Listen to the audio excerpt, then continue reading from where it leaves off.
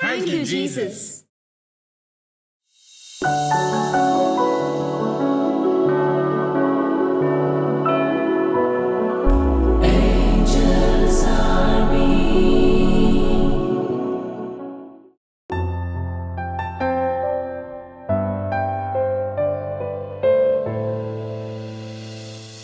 ദൈവം യോജിപ്പിച്ചു നമ്മെ സൃഷ്ടികർമ്മത്തിൽ പങ്കുചേർത്തു.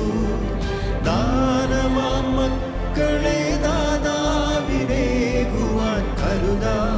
കരുതി വളർത്താം. വിശുദ്ധ വീതി സ്വർഗത്തിലേക്കുള്ള വീതി. ഒരു ചെറുപൂ വിരിയുന്ന കാലം, ഒരു തിരിനാളം തെളിയുന്ന നേരം. ഏഞ്ചൽസ് ആർമി ഒരുക്കുന്ന വിശുദ്ധ വീതിയിലേക്ക് സ്വാഗതം. സ്വർഗപിതാവിന്റെ കയ്യിൽ നിന്ന് വിശുദ്ധിയോടെ കുഞ്ഞുങ്ങളെ സ്വീകരിച്ച് സ്വർഗത്തെ ലക്ഷ്യമാക്കി ജീവിതം നയിക്കുവാൻ കുടുംബങ്ങളെ സഹായിക്കുക, ഇതാണ് ഏഞ്ചൽസ് ആർമിയുടെ ലക്ഷ്യം. സ്വർഗത്തിൽ നിന്നും സ്വർഗത്തിലേക്ക് ഈ യാത്രയിൽ ഇന്നിവിടെ ഏഞ്ചൽസ് ആർമി നിങ്ങൾക്കായി ഒരുക്കുന്നു വിശുദ്ധ വീതി, a families journey to holiness.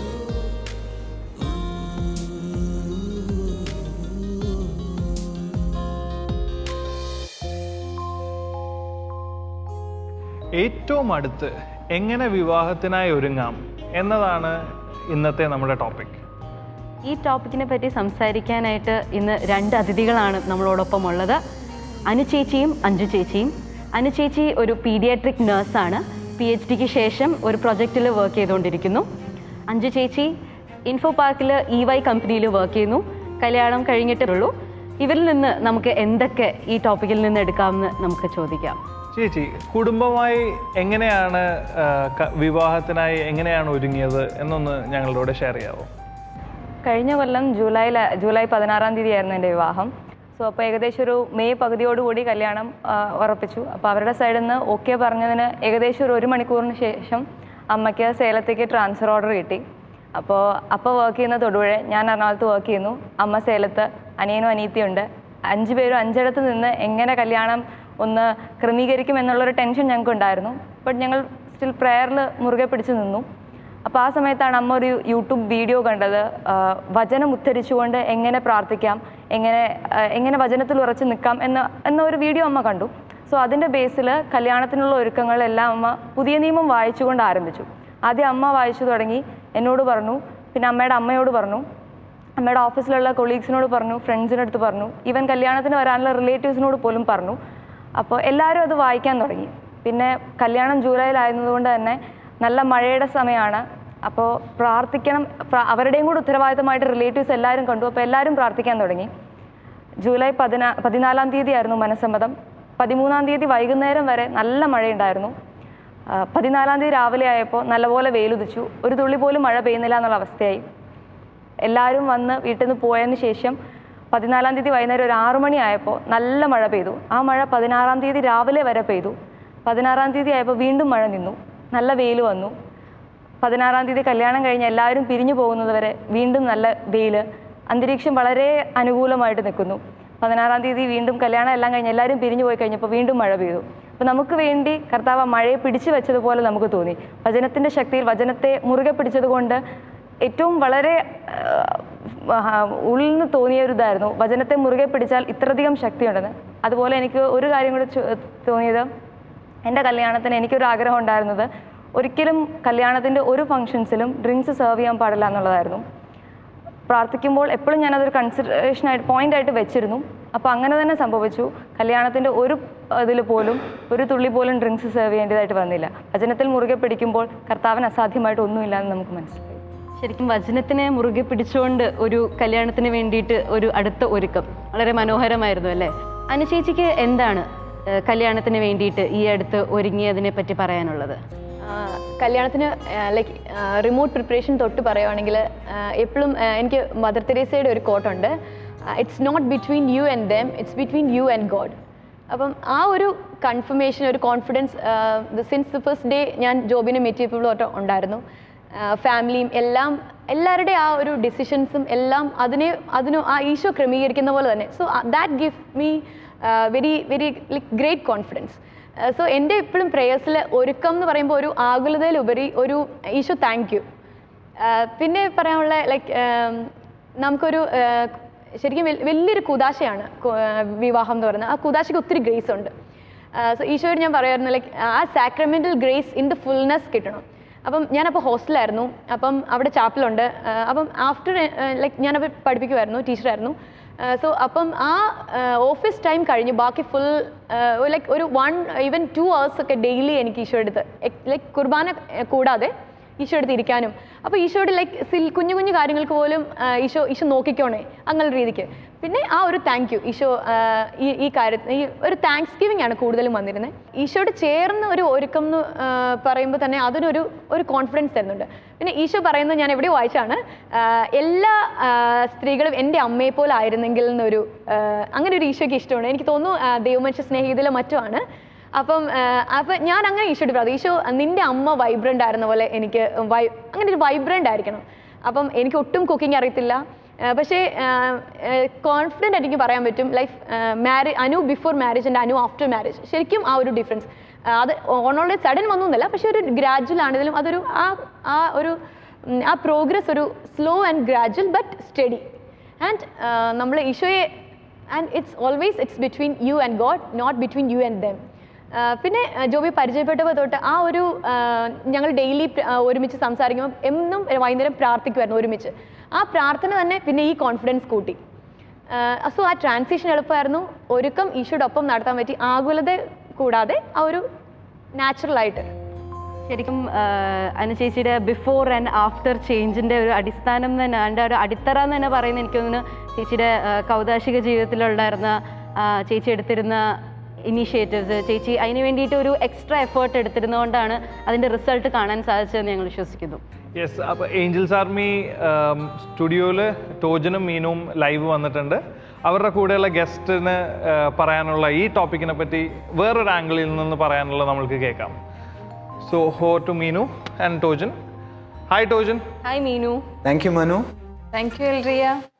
നമ്മോടൊപ്പം ഇപ്പോൾ ഉള്ള ഫാമിലി എന്ന് പറയുന്നത് സോണി ചേട്ടനും ടിൻറ്റു ചേച്ചിയാണ്. സോണി ചേട്ടൻ ഒരു ഫുഡ് സ്റ്റാർട്ടപ്പ് കമ്പനിയിലെ മാനേജിങ് ഡയറക്ടറാണ്. ടിൻറ്റു ചേച്ചി ഒരു കൺസൾട്ടൻറ്റ് സൈക്കോളജിസ്റ്റാണ്. ഇവർ എറണാകുളം സെറ്റിലാണ്. സോണി ചേട്ടാ, ടിൻറ്റു ചേച്ചി, വിവാഹം എന്ന കൂദാശ എങ്ങനെ ഒരുക്കത്തോടെ സ്വീകരിക്കാം? എന്താണ് നിങ്ങളുടെ അഭിപ്രായം? വിവാഹത്തെക്കുറിച്ച് പറയുമ്പോൾ തന്നെ എൻ്റെ മനസ്സിലേക്ക് വരുന്നത് പിതാവായ ദൈവത്തിൻ്റെ സ്നേഹം ഭൂമിയിൽ എൻജോയ് ചെയ്യാൻ പറ്റുന്ന ഒരേ ഒരു അവസ്ഥയാണ് ശരിക്കും വിവാഹം എന്ന് പറയുന്നത്. ഇനി മുതൽ നിങ്ങൾ രണ്ടല്ല ഒന്നാണ് എന്ന് പറയുന്ന ഒരു വലിയ ഒരു രഹസ്യം, അത് ശരിക്കും നമ്മളുടെ ജീവിതത്തിൽ ശരിക്കും നമുക്ക് റിസീവ് ചെയ്യാൻ പറ്റുന്ന ഒരു അവസ്ഥയാണ് ശരിക്കും വിവാഹം എന്ന് പറയുന്നത്. ഇപ്പോൾ പലപ്പോഴും നമ്മളുടെ കൂട്ടത്തിലുള്ള ഫ്രണ്ട്സായിട്ടുള്ള ചെറിയ യങ്സ്റ്റേഴ്സ് കല്യാണത്തിലേക്ക് വന്ന് അല്ലെ ചേട്ടാ എങ്ങനെ ഞാൻ കല്യാണം എന്ന് പറഞ്ഞ് വിളിക്കുമ്പോഴൊക്കെ അവരോട് സംസാരിക്കുന്ന ഒരു കാര്യം ഈ ഒരു കാര്യത്തെക്കുറിച്ച് തന്നെയാണ്. എത്രയോ വലിയ ഒരു വിളിയിലേക്കാണ് നമ്മൾ ഒരുക്കത്തോടുകൂടി ഈ എൻ്റർ ചെയ്യാൻ പോകുന്നത്. അപ്പോൾ അത് എത്രമാത്രം നമ്മുടെ ഒരു ജീവിതത്തിലെ ഏറ്റവും വലിയൊരു ഡിസിഷനാണ് ശരിക്കും പറഞ്ഞു കഴിഞ്ഞാൽ, അല്ലേ? കാരണം കവനൻ്റാണ്, ഇതൊരു എഗ്രിമെൻ്റ് ഒന്നുമല്ല. എഗ്രിമെൻ്റ് എന്ന് പറഞ്ഞാൽ നമുക്ക് എപ്പോൾ വേണമെങ്കിലും ബ്രേക്ക് ചെയ്യാം. പക്ഷെ ഇതൊരു ലൈഫിലെ കവനൻ്റാണ്. അത് നമ്മുടെ ലൈഫിൽ ഏറ്റവും ഇമ്പോർട്ടൻ്റ് ആയിട്ടുള്ള ഒരു കാര്യം. ജീവിതകാലം മുഴുവനും പിന്നെ പുറകോട്ട് പോക്കില്ല. കാരണം സഭ ഒരിക്കലും ഡിവോഴ്സിനെ പ്രോത്സാഹിപ്പിക്കുന്നില്ല, സമ്മതിക്കുന്നില്ലാത്തതിൻ്റെ മെയിൻ റീസൺ ഇത് ജീവിതത്തിൽ ഒരിക്കലും മാത്രം സംഭവിക്കുന്ന കാര്യമാണ്. അപ്പോൾ അത്രയും വലിയ ഒരു റെസ്പോൺസിബിലിറ്റിയാണ് നമുക്ക് ഈ വിവാഹത്തിലേക്ക് നമ്മൾ വരുമ്പോൾ വരുന്നത്. അപ്പോൾ അതിനെ എത്രയോ വലിയ ഒരു ഒരുക്കത്തോടുകൂടി നമ്മൾ സ്വീകരിക്കണമെന്നുള്ളതിൻ്റെ ഒരു ഏറ്റവും വലിയ ഒരു ചിന്തയാണ് ഈ ഒരു സമയം നിങ്ങൾ ഈ ക്വസ്റ്റ്യൻ ചോദിച്ചപ്പോൾ തന്നെ എൻ്റെ മനസ്സിലേക്ക് വന്നത്. അപ്പോൾ ഈ ഒരു തിരിച്ചറിവാണ് ശരിക്കും പറയാൻ നമ്മൾക്ക് വേണ്ടത്. കാരണം നമ്മൾ രണ്ടുപേരും രണ്ട് സാഹചര്യങ്ങളിൽ നിന്ന് വരുന്നവർ, രണ്ട് വഴികളിൽ നിന്ന് വരുന്നവരാണ്. അപ്പോൾ ഈ രണ്ട് വഴികളിൽ നിന്ന് വരുന്നവർക്ക് പിന്നീട് ഒരൊറ്റ വഴിയായിട്ട് തീരുവാണ്. നമുക്ക് നേരത്തെ എക്സ്പീരിയൻസ് ഒന്നുമില്ല, എങ്ങനെയാണ് എങ്ങനെയായിരിക്കും ഈ വഴി നമുക്കറിയത്തില്ല. കാരണം നമ്മൾ വന്ന വഴി വ്യത്യസ്തമാണ്. അപ്പോൾ നമ്മൾ ഒരുമിച്ച് പോവുകയാണ്. അപ്പോൾ ഈ ഒരുമിച്ച് പോകുന്ന ഈ വഴിയിൽ തീർച്ചയായിട്ടും നമുക്ക് തെറ്റു പറ്റാതിരിക്കണമെങ്കിൽ തീർച്ചയായും നമ്മൾ ദൈവത്തെ കൂട്ടുപിടിക്കേണ്ടതുണ്ട്.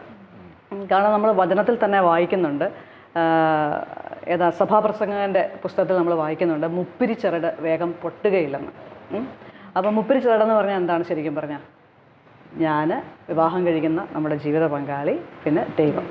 അപ്പം ഈ 3 പേരുടെ ഒരു പോക്കാണ് പിന്നീട്. നേരത്തെ നമ്മൾ ഒറ്റയ്ക്ക് നടന്ന് നമ്മൾ അവിടെ ഭയങ്കര എക്സലൻസ് ആയിരിക്കും, നമ്മൾ ഭയങ്കര സംഭവമായിരിക്കും. പക്ഷെ പിന്നീട് പോകുന്ന വഴിയിൽ ദൈവത്തെ കൂടാതെ അല്ലെങ്കിൽ ആ കൃപ സ്വീകരിക്കാതെ നമുക്ക് പറ്റത്തില്ല. അപ്പോൾ നമ്മൾ നമ്മുടെ കൂദാശയ്ക്ക് വേണ്ടി, വിവാഹം എന്ന് പറയുന്നത് കൂദാശയാണല്ലേ, അപ്പോൾ ആ കൂദാശയ്ക്ക് വേണ്ടി ഒരുങ്ങണമെങ്കിൽ നമ്മൾ അത്രയും പ്രാധാന്യത്തോടു കൂടി വേണം. ഇപ്പം ഇന്ന് ഒരുക്കങ്ങൾ പലപ്പോഴും ആൾക്കാർ എങ്ങനെയൊക്കെ ആയിരിക്കും ഒരുങ്ങുന്നത്? ഹോള് ബുക്ക് ചെയ്തോ, മീൻസ് ഡ്രസ്സ് നമ്മൾ എടുക്കുന്നു, അപ്പം നല്ല കോമ്പിനേഷനുള്ള ഡ്രസ്സുകൾ, അല്ലെങ്കിൽ എങ്ങനെ എത്ര, അതായത് കഴിഞ്ഞ റീസെൻ്റ് ആയിട്ടുള്ള വീഡിയോയിൽ നിന്ന് ഏറ്റവും അപ് ടു ഡേറ്റ് ആയിട്ടുള്ള സംഭവമാക്കി അല്ലേ വീഡിയോ നമുക്ക് എങ്ങനെ ഇതാക്കാം. അപ്പോൾ അങ്ങനെയുള്ള കാര്യങ്ങളിലാണ് മിക്കവാറും ഇന്നത്തെ ജനറേഷൻ ശ്രദ്ധിക്കുന്നത്. പക്ഷേ എത്ര പേര് ശ്രദ്ധിക്കുന്നുണ്ടാവും? അതായത് ഇത് ഇനിയൊരു ലൈഫ് ലോങ് ജേർണിയാണ്. നമ്മൾ ഒരുമിച്ചൊരു ഫാമിലി, ഇത് പുതിയൊരു കുടുംബമാവുകയാണ്. അപ്പോൾ അവിടെ ശരിക്കും പറഞ്ഞാൽ നമ്മളുടെ ഡേ ടു ഡേ ലൈഫിൽ ഓരോ കാര്യങ്ങൾ, നമുക്ക് പിന്നെ മക്കളുണ്ടാവുന്നുണ്ട്, നമ്മുടെ ജീവിതത്തിൽ ഒത്തിരി ഇഷ്യൂസുകൾ നമ്മൾ കണ്ടുവരുന്നുണ്ട്. അപ്പോൾ ഇതിനെയൊക്കെ ഫേസ് ചെയ്യാനും സഭ ആഗ്രഹിക്കുന്നത് പോലെ, ഈശോ ആഗ്രഹിക്കുന്ന പോലെ, ദൈവം ആഗ്രഹിക്കുന്ന പോലെ എങ്ങനെ നമുക്ക് മുന്നോട്ട് പോകണം എന്നും ചിന്തിക്കാൻ നമുക്ക് അടുത്തൊരുങ്ങാൻ പറ്റുന്ന സമയമാണ് ശരിക്കും പറഞ്ഞാൽ ഈ വിവാഹത്തിന് മുന്നേ ഉള്ള ആ ഒരു ദിവസങ്ങളെന്ന് പറഞ്ഞാൽ. ഈ കത്തോലിക്ക സഭയുടെ മതബോധന ഗ്രന്ഥത്തിൽ നമുക്ക് വളരെ ക്ലിയറായിട്ട് ഈ സ്വാതന്ത്ര്യത്തെക്കുറിച്ച്, അതായത് നമുക്കിപ്പം നമ്മളിപ്പോൾ പറയുമല്ലോ എല്ലാവർക്കും സ്വാതന്ത്ര്യം വേണം, ഫ്രീഡം ആണ് അല്ലേ, ഫ്രീഡം ഇല്ലാത്ത ഒരു അവസ്ഥയെക്കുറിച്ച് നമുക്ക് ചിന്തിക്കാൻ പറ്റത്തില്ല. അപ്പോൾ ഈ ഫ്രീഡത്തെക്കുറിച്ച് സഭ വളരെ ക്ലിയറായിട്ട് നമ്മളെ പഠിപ്പിക്കുന്നുണ്ട്. ഈ കല്യാണം അല്ലെ ഈ ഒരു ഫംഗ്ഷനുമായിട്ട് ബന്ധപ്പെട്ടിട്ട് ഈ ഒരു സമയത്ത് നമ്മൾ കുറേ കാര്യങ്ങൾ പ്രിപ്പറേഷൻസ് ഉണ്ട്. നമ്മൾ അറിയുന്ന മനസ്സമ്മതം അല്ലെങ്കിൽ ഉറപ്പിക്കൽ ചടങ്ങ് അങ്ങനെയൊക്കെ പറഞ്ഞിട്ട്, അപ്പോൾ അവിടെ ഈ ശരിക്കും വിവാഹ സമ്മതം എന്ന് പറഞ്ഞിട്ട് 1734 പോയിന്റിൽ ഇങ്ങനെ പറയുന്നു: വിവാഹ ഉടമ്പടിയിൽ ഏർപ്പെടുന്നവർ സ്വാതന്ത്ര്യമുള്ളവരും സ്വതന്ത്രമായി തങ്ങളുടെ സമ്മതം പ്രകടമാക്കുന്നവരും മാമോദീസ സ്വീകരിച്ചവരുമായ പുരുഷനും സ്ത്രീയുമാണ്. സ്വതന്ത്രരായിരിക്കുക എന്നതിൻ്റെ അർത്ഥം താഴെ പറയുന്നവയാണ്. 1, സമ്മർദ്ദത്തിന് വഴങ്ങാതിരിക്കുക. അതായത് അല്ല, എൻ്റെ പൂർണ്ണ സമ്മതത്തോടു കൂടി ആയിരിക്കണം ഞാൻ ഈ ഒരു കവനന്റിൽ ഏർപ്പെടേണ്ടത്. മനസ്സിലായി? കാരണം പിന്നോട്ട് പോക്കില്ല നമ്മൾ പറഞ്ഞു. അത് ഏറ്റവും ഇമ്പോർട്ടൻ്റ് ആയിട്ടുള്ള കാര്യം. 2, പ്രകൃതി നിയമത്തിൻ്റെയും സഭാ നിയമത്തിൻ്റെയും തടസ്സങ്ങൾ ഇല്ലാതിരിക്കുക. അതായത് ആ ഒരു കാര്യങ്ങൾ വളരെ ക്ലിയർ ആയിട്ട് നമ്മുടെ മുമ്പിലുണ്ട്, എന്തൊക്കെയാണ് ചെയ്യേണ്ടത് കാര്യങ്ങൾ, ചെയ്യേണ്ടാത്ത കാര്യങ്ങൾ. അപ്പോൾ സ്വാതന്ത്ര്യം എന്ന് പറയുന്നുണ്ടെങ്കിലും ആ സ്വാതന്ത്ര്യം എന്ന് പറയുന്നത് ഏത് ലെവൽ വരെ ആയിരിക്കണം, എങ്ങനെ ആയിരിക്കണം പോകേണ്ടതെന്ന് കുറച്ചുകൂടെ വിശദമായിട്ട് നമുക്ക് നോക്കുകയാണെന്നുണ്ടെങ്കിൽ അത് ഒന്നുകൂടെ നമുക്ക് കൃത്യമായിട്ട് പറയുന്നത്, വിവാഹ വാഗ്ദാനം നടത്തിയവരും വിരക്തിയിലൂടെ ശുദ്ധത പാലിക്കേണ്ടതാണ്. അതായത് ഇപ്പോൾ നമ്മൾ കുറച്ച് മുമ്പ് ടിൻഡു സംസാരിച്ചപ്പോൾ പറഞ്ഞ പോലെ, പണ്ടൊക്കെ എന്ന് പറഞ്ഞു കഴിഞ്ഞാൽ കല്യാണം ഉറപ്പിക്കുന്നു, 3 പ്രാവശ്യം വിളിച്ചു ചൊല്ലുന്നു, കല്യാണം നടക്കുന്നു. അതൊരു മാക്സിമം ഒരു മാസത്തെ പ്രോസസ്സിൽ ചെയ്യും. ഇപ്പൊ ചിലപ്പോൾ 2 വർഷം കഴിഞ്ഞിട്ടായിരിക്കും കല്യാണം നടക്കുന്നത്, ചിലപ്പോൾ 1 വർഷം കഴിഞ്ഞിട്ടായിരിക്കും. അപ്പൊ നമുക്ക് പിന്നെ കല്യാണം നടക്കുന്ന കാര്യങ്ങളുണ്ട്. അപ്പോൾ കുറേ സമയം നമുക്ക് കിട്ടുന്നുണ്ട്. അപ്പോൾ ഈ ഒരു സമയം എന്ന് പറയുന്നത് ഈ സ്വാതന്ത്ര്യവുമായിട്ട് കണക്റ്റഡ് ആണ്. അപ്പോൾ അതിനകത്ത് വളരെ ക്ലിയർ ആണ്, പരസ്പര ബഹുമാനം കണ്ടെത്തുന്നതിനും വിശ്വസ്തത അഭ്യസിക്കുന്നതിനും ദൈവത്തിൽ നിന്ന് അന്യോന്യം ദാനമായി സ്വീകരിക്കുന്നതിനുമായി പ്രതീക്ഷയോടെ ആയിരിക്കുന്നതിനും പരീക്ഷണത്തിൻ്റെ ഈ കാലഘട്ടത്തിൽ അവർക്ക് കഴിയണം. അപ്പം സഭയ്ക്ക് അറിയാം പരീക്ഷണമാണ്. അപ്പം ഇങ്ങനത്തെ ഒരു സാഹചര്യത്തിൽ നമുക്ക് ശരിക്കും പറഞ്ഞാൽ ഒരു ലൈസൻസ് കിട്ടുന്ന പോലൊക്കെ തന്നെയാണ് അല്ലേ. ബിട്രോത്തിൽ കഴിഞ്ഞു, കല്യാണം ഉറപ്പിച്ചു, എല്ലാ കാര്യങ്ങളെല്ലാം നടന്നു. അപ്പം നമുക്ക് കുറച്ചുകൂടെ സ്വാതന്ത്ര്യമാണ്, നമുക്ക് ഒരുമിച്ച് യാത്ര ചെയ്യാൻ പറ്റുന്നു, വർത്തമാനം പറയാൻ പറ്റുന്നു. ഫോൺ വിളിക്കുന്നതിനെ കുറിച്ച് പണ്ട് ഫോൺ വിളിക്കുന്നതിനെ കുറിച്ച് വരെ ആൾക്കാർക്ക് ഭയങ്കര കൺസേൺ ആയ സമയത്ത് ഇപ്പോൾ ഫോൺ വിളിക്കുന്നില്ലെന്ന് ചോദിക്കുന്നത്.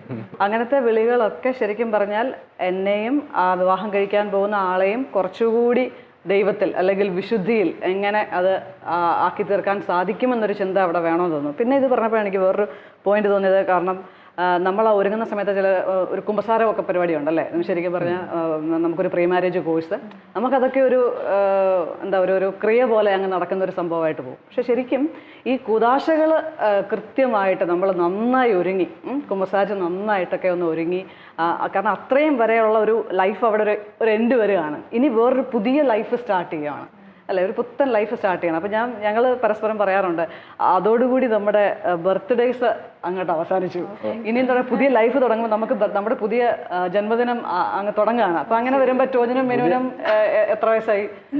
1 വയസ്സ്. അപ്പം ഞങ്ങൾക്കാണ് ഇപ്പോൾ 14 വയസ്സായി. അപ്പം ഈ ഒരുങ്ങിയുള്ള കുമ്പസാരം, അനുദിനമുള്ള നമ്മുടെ വിശുദ്ധ ബലി, കൂദാശകളോടൊക്കെ നമ്മൾ കാണിക്കുന്നത് നമ്മുടെ വ്യക്തിപരമായ പ്രാർത്ഥനകളും അങ്ങനെ നമുക്ക് ഓരോന്നും നമുക്ക് അങ്ങനെ പ്രാർത്ഥിച്ചൊരുങ്ങുവാണെങ്കിൽ എനിക്കൊക്കെ ലൈഫിൽ എക്സ്പീരിയൻസ് ചെയ്തിട്ടുള്ളൊരു കാര്യം, പിന്നീട് നമ്മുടെ ലൈഫിൽ ഇങ്ങനെ പോകുന്ന സമയത്ത് നമ്മൾ ചില സ്ട്രഗിൾസിലൂടെ ഒക്കെ പോകുമ്പോഴത്തേനും നമുക്കത് കുറച്ചുകൂടെ ഈസി ആകുന്നത് പോലെ നമ്മൾ അങ്ങനെ ഒരുങ്ങിയതിൻ്റെ കുറച്ച് ഫ്രൂട്ട് നമുക്ക് അവിടെ ശരിക്കും കിട്ടുവാണ്. നമ്മൾ അല്ലെങ്കിൽ ഒന്ന് പ്രാർത്ഥിക്കാൻ നമ്മളൊന്ന് പരിശീലിക്കാൻ. അതുപോലെ തന്നെ ഈ ശരിക്കും നമ്മളെ ഈ ചില നമ്മളെക്കുറിച്ചുള്ള ദൈവഹിതമുണ്ട്. ഈ വിവാഹം എന്ന കൂതാശ അനാദിയിൽ തന്നെ പുരുഷനും സ്ത്രീയുമായി സൃഷ്ടിച്ചു, അല്ലെങ്കിൽ ആ ഒരു പ്രോസസ്സിൽ കൂടി കടന്നുപോയി നമ്മളുടെ ഒരാളെ കണ്ടെത്തുവാണ്, അല്ലെ നമ്മുടെ ലൈഫ് പാർട്ട്ണറെ കണ്ടെത്തുവാണ്. അപ്പോൾ അത് കഴിഞ്ഞിട്ട് ഇത് ശരിക്കും സഭ പറയുന്ന ഒരു കോഞ്ചുഗൽ ലവ് എന്ന് പറയുന്നത് ശരിക്കും പറഞ്ഞു കഴിഞ്ഞാൽ അത് ഈ തിയോളജി ഓഫ് ബോഡിയിൽ മാർപ്പാപ്പ സെൻറ്റ് ജോൺ പോൾ ഇപ്പോൾ അത് വളരെ മനോഹരമായിട്ട് വരച്ച് കാണിക്കുന്നുണ്ട്.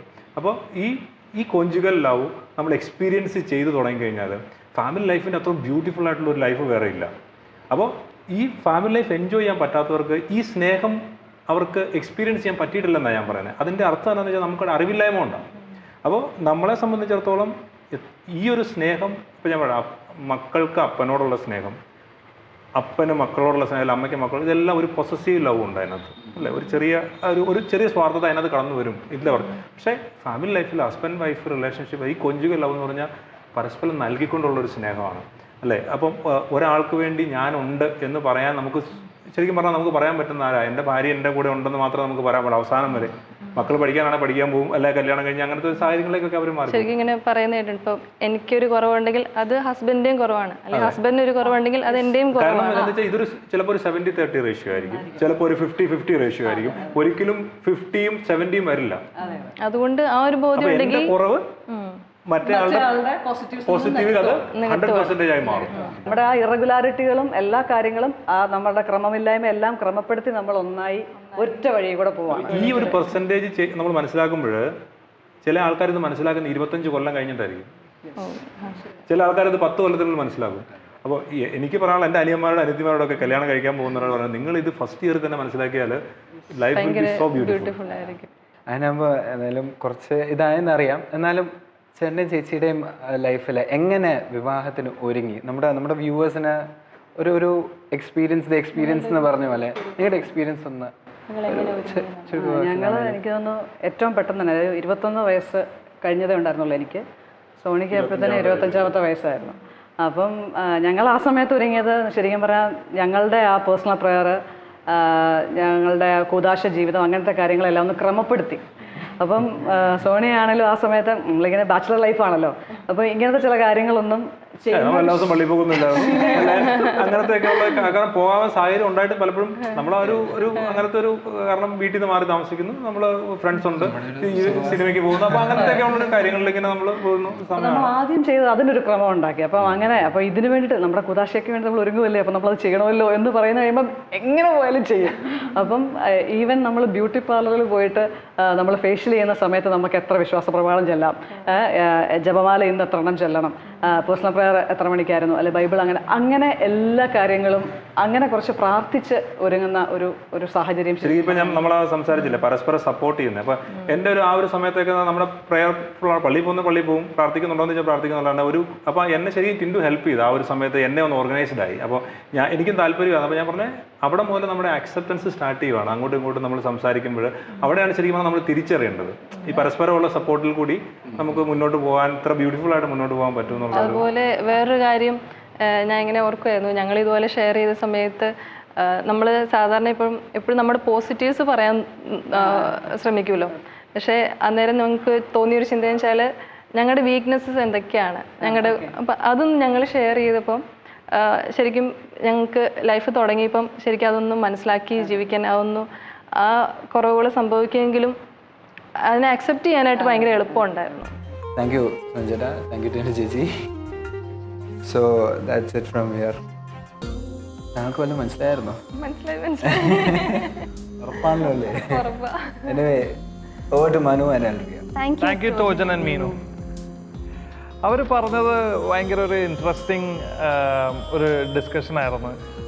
എനിക്ക് ഭയങ്കരമായിട്ട് അട്രാക്റ്റഡ് ആയിട്ട് തോന്നിയത് അവരുടെ ആ ബർത്ത്ഡേസ് ആയിട്ട് അവരുടെ എല്ലാ ആനിവേഴ്സറീസും സെലിബ്രേറ്റ് ചെയ്യുന്നത്. That's really beautiful. അവിടെ ഫിലിപ്പൈൻസിൽ നിന്ന് അച്ഛൻ ഇതിനെപ്പറ്റി എന്തൊക്കെയോ പറയാനായിട്ട് ഇങ്ങനെ മുട്ടി നിൽക്കുന്നുണ്ട്. നമുക്ക് അച്ഛനിൽ നിന്നും ഇതിനെക്കുറിച്ച് എന്താണ് അച്ഛന് പറയാനുള്ളതെന്ന് കേൾക്കാം.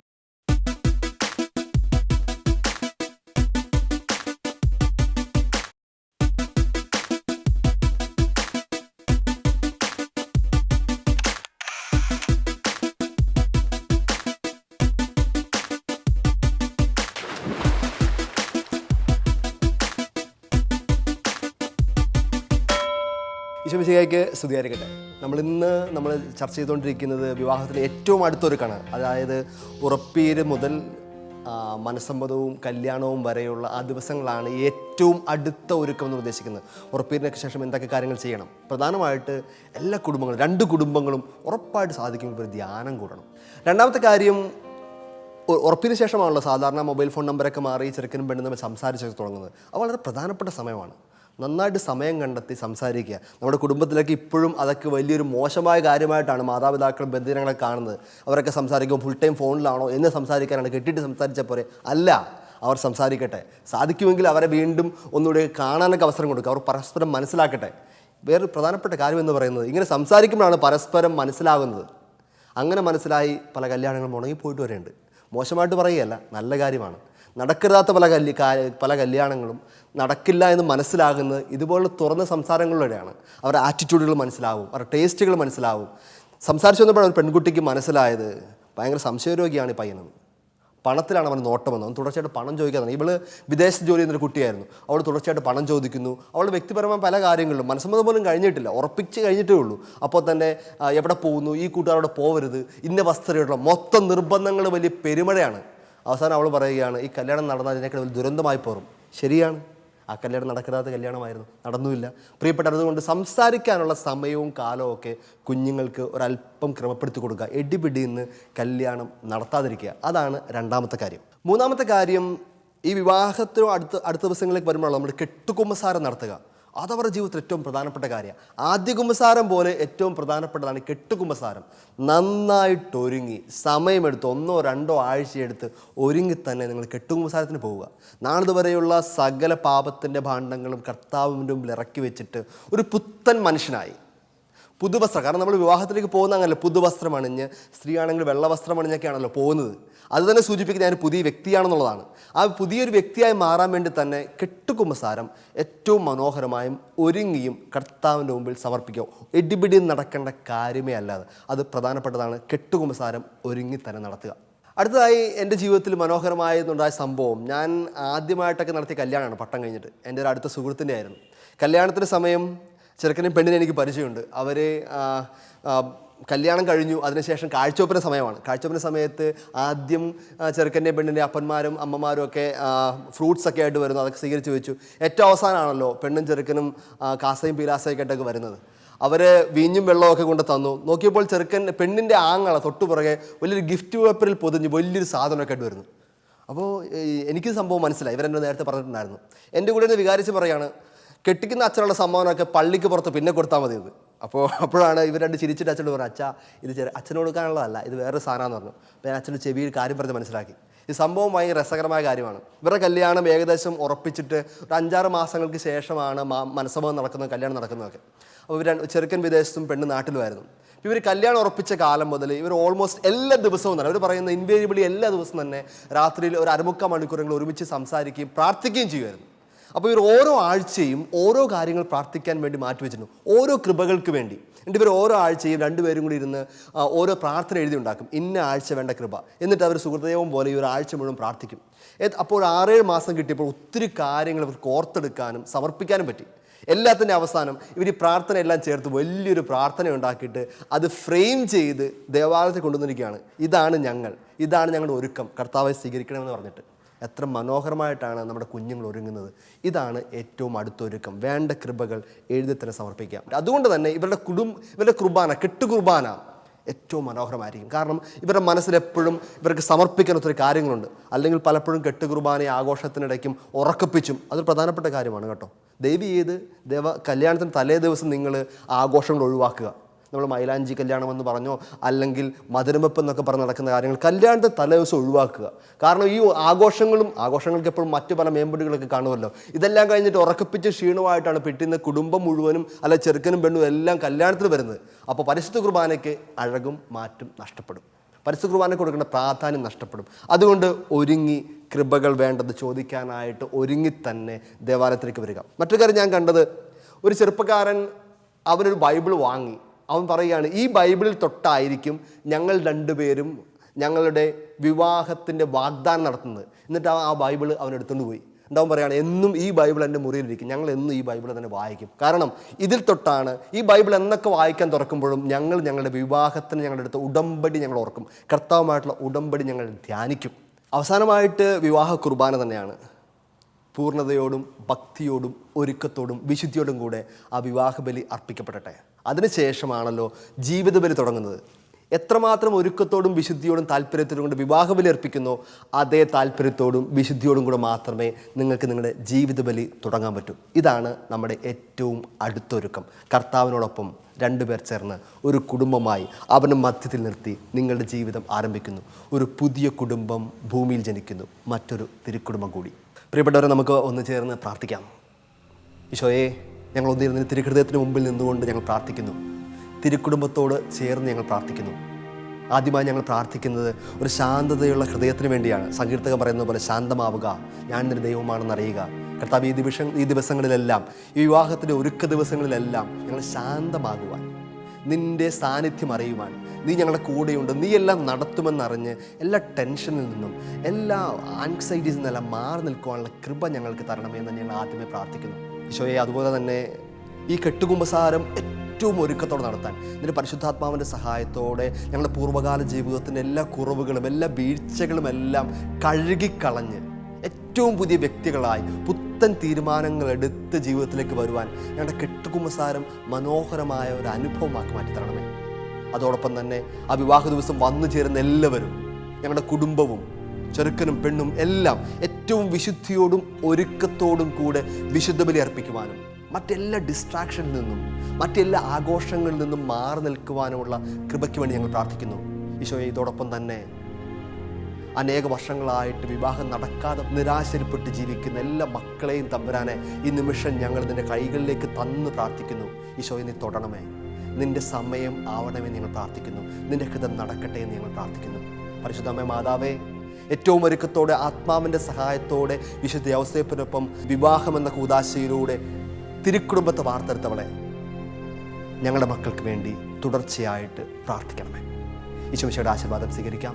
നമ്മുടെ കർത്താവ് ഈശോമിശിഹായുടെ കൃപയും പിതാവായ ദൈവത്തിൻ്റെ സ്നേഹവും പരിശുദ്ധാത്മാവിൻ്റെ സഹവാസവും പരിശുദ്ധ അമ്മയുടെയും സ്വർഗം മുഴുവൻ്റെയും മാധ്യസ്ഥവും സംരക്ഷണവും ഉണ്ടായിരിക്കട്ടെ, ഇപ്പോഴും എപ്പോഴും എന്നേക്കും.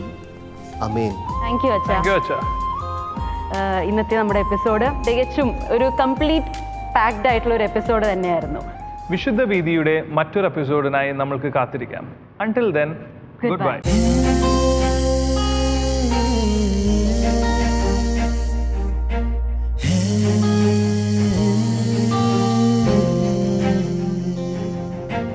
ഒരു ചെറുപൂ വിരിയുന്ന കാലം,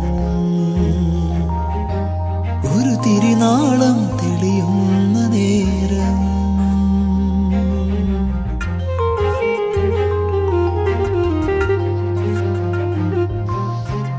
ഒരു ചെറുപൂ വിരിയുന്ന കാലം, ഒരു തിരിനാളം തെളിയുന്ന നേരം,